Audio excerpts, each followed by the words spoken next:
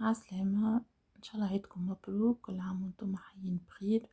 جيتكم اليوم فيديو تحفيزي فيه تحضيرات العيد. هوني عندي ساشيات متاع سيترون كان نجلتهم، خرجتهم باش يذوبوا شوية، وقلت هاكا لو طون اللي هما ذابوا نكون أنا نظفت الفريجيدير، استغليت الفرصة اني خرجتهم باش نجم ننظف الفريجيدير.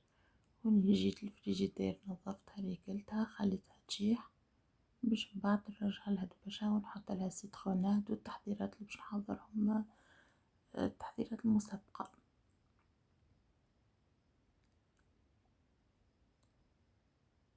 في الوقت هذايا قعدت نشوي في سلطة من شوية نحضر فيها زيتا باش نخبيها للعيد. خديت فلفل وطماطم وثوم شويتهم، ووريتكم ما شاركتش معاكم عن طريقة الشويين متاعهم، حاجة معروفة الناس الكل تعرف السلطة المشوية. ولهنا قعدت نتفوح فيها ملح ونعناع شايح وتابع.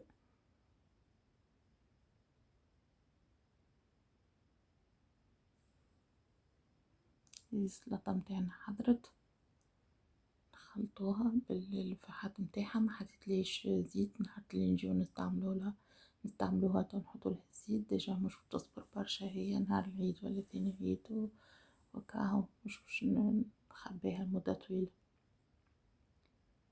كاهو حضرنا هوني السلطة متاعنا، ومن بعد مشينا، من بعد حطيتها في الفريغوفير وحطيتها في الفريجيدير.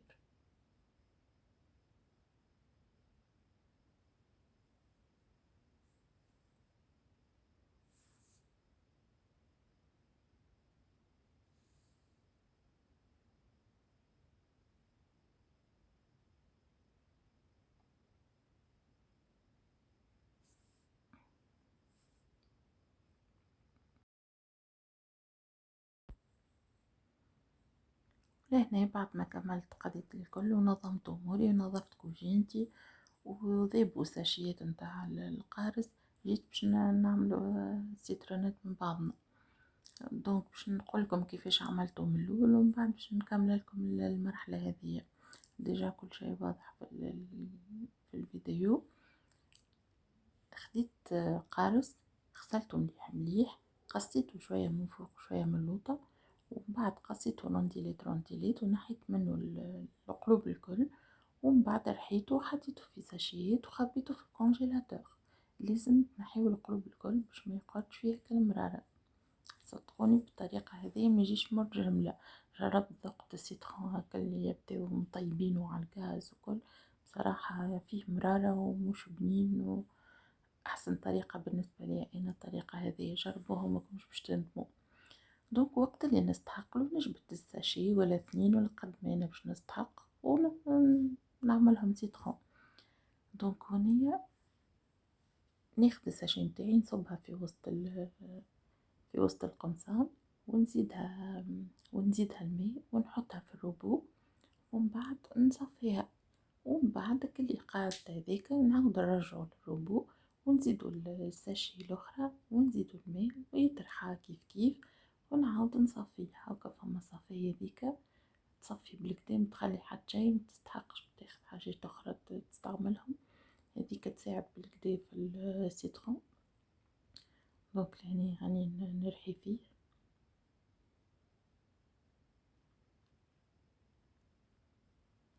ومن بعد نجي نصبو في الغربال متاعي ولا الصفاية ونصفيه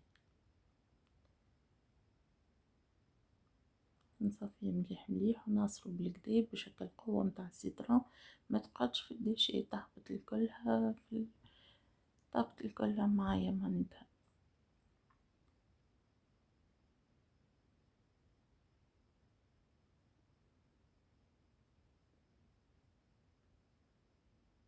لهنا هاكا نحيت الدشي ونشوف السيترون متاعي هاكا كان سافا، سينو كان قوي نزيدو الماء. وجيتوني حطيت السكر، كل واحد بطبيعة السكر قد ما هو يحب، وحطيت سكر فاني خلطتهم، ومن بعد نعاود نرجعو للروبو باش يتخلط مليح فيه السكر، ما يقعدش من اللوطة، معناتها السكر يهبط اللوطة الكل، نحطو في الربو يتخلط باش يدخل فيه السكر مليح مليح. هاو هذي هي طريقة السيتخونات، سهلة ما فيها حتى شيء، ما تاخذش برشا وقت زاده. ومن بعد تصبها في الدبابز وتحطها في الكونجيلاتور ولا في الفريجيدير كي يجيك حاب تلقى حاجة حاضرة. هذه هي الكمية اللي طاحت لي.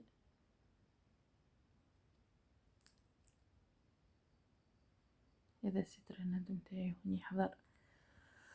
وبالطبيعة كي نقولوا العيد الكبير ونقولوا العصبان نقولوا الهريسة العربي. يعني خديت الفلفل نظفته، نمسح القرن بالكدا بالكدا ونحيلو الزريعة متاعو ونحطو في البول اللي بحذيه غاديكا.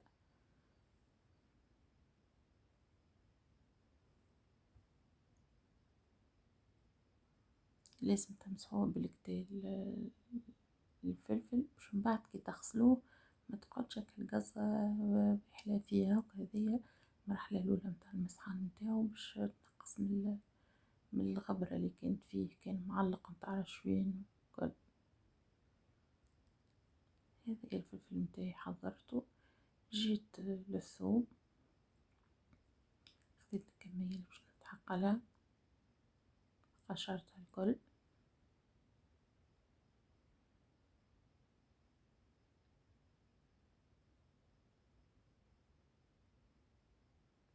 انتر طون عندي الماء قاعد فوق الغاز يغلي باش نغسل بيه الفلفل.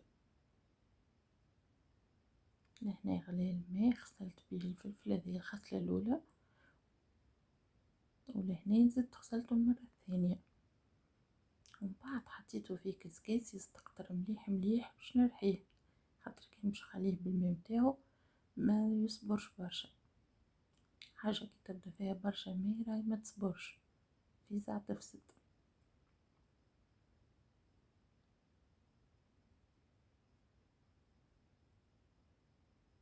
لهنا استعملت الرحالة العربي متاعنا.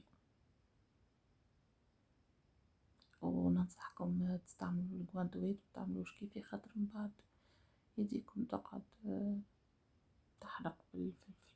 هاكا نحط الفلفل متاعي، نحط الثوم ونرحي وهكاكا نعاودها اللي نكمل الكمية اللي عندي الكل. كملت الرحية الأولى وتوا هوني يعني قاعدة نعمل في الرحية الثانية.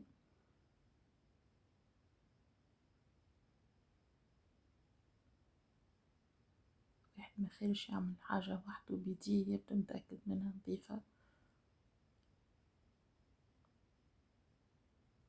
وزيد هي غرام، فما اللي مغروم بالكوجينة يحب يقد كل شي وحده.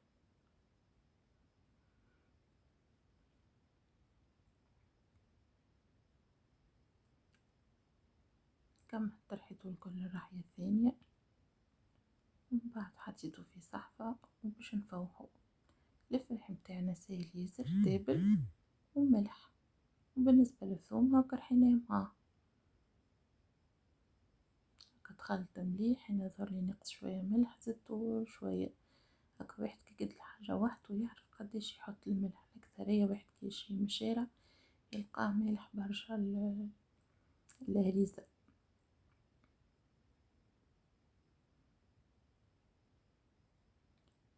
ومن بعد حطيت لها فنجان صغير زيت باش تصبر